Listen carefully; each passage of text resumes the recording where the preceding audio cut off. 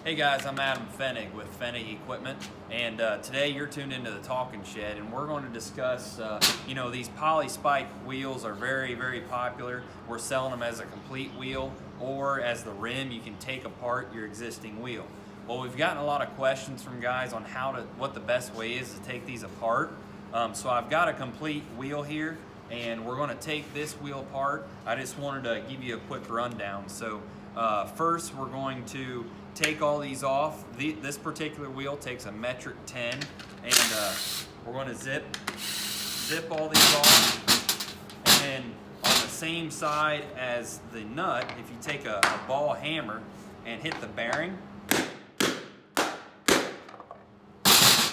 it'll come right apart. So you can do that with your existing rims.